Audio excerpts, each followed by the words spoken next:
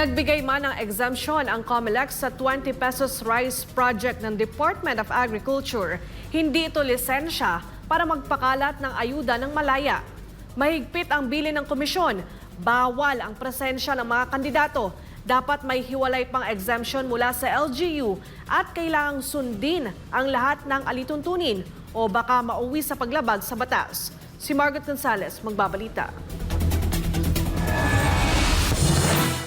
Bagamat piniyagan ng COMELEC ang exemption ng Department of Agriculture mula sa election spending ban para sa kanilang 20 peso rice project, hindi ito isang simpleng go signal.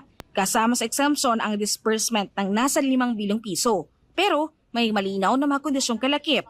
Sa inilabas kasing exemption, mahigpit na ipinag-utos ng COMELEC na hindi dapat makikita ang presensya ng kahit sinong kandidato sa distribution ng bigas.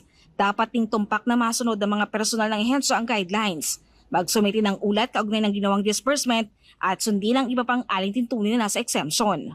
Ngunit higit pa rito, may dagdag pang pagbabala si COMELEC Chairman Atty. George Garcia. Ayon sa kanya, hindi sapat ang exemption ng Department of Agriculture at National Food Authority. Ang mga lokal na pamahalaan na tatanggap ng bigas at magbibigay ng subsidy ay kailangang kumuha rin ng hiwalay na exemption.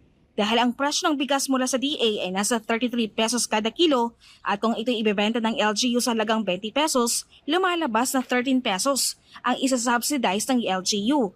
Isang usapin ng public fund na kailangang may basbas ng COMELEC. Yung mismong LGU na mag-a-avail ng 20 pesos na presyo per kilo ng bigas, sila mismo dapat ay mag-a-apply din ng exemption sa COMELEC. Hindi porket nabigyan namin ng exemption ang DA at National Food Authority ay automatically exempted ang LGU. Bakit?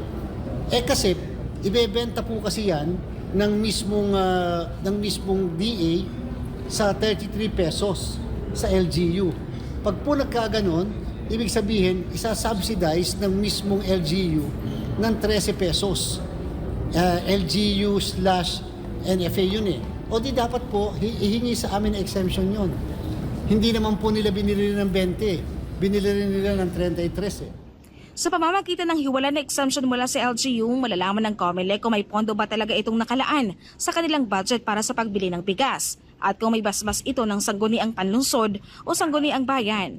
Kung wala, posibleng masilip ang isyu ng illegal na paggastos ng pondo. Gusto naming malaman, saan kukuhanin ng LGU yung pondo? Kasi kung wala naman pala sila naka-allocate dyan sa budget nila sa 2025, so saan nila kukuhanin?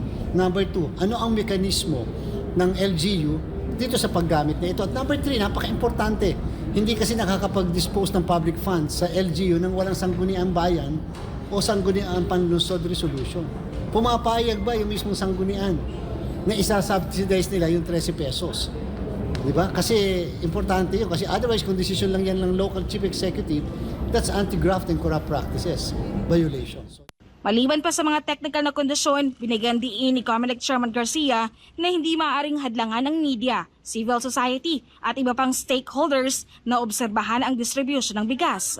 Dapat din itong isagawa sa mga pampublikong lugar upang matiyak ang transparency at maiwasan ang alinmang pagdududa ng taong bayan na may nilulutong irregularidad.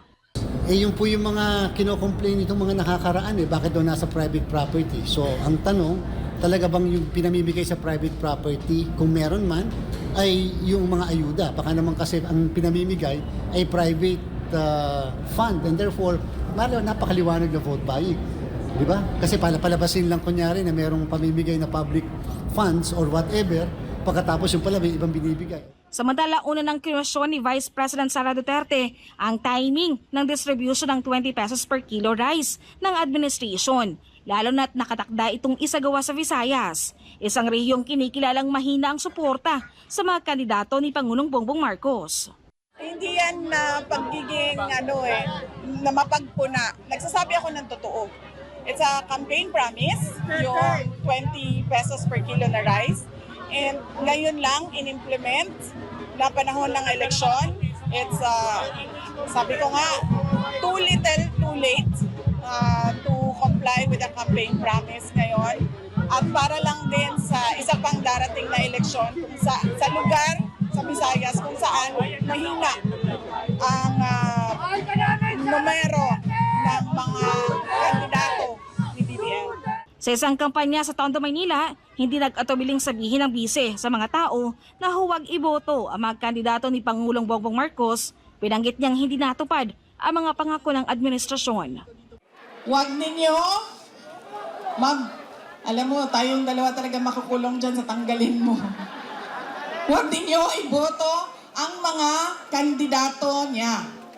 Dahil ang mga kandidato niya ay nagsasabi sa kanya na okay lang na magsinungaling ka.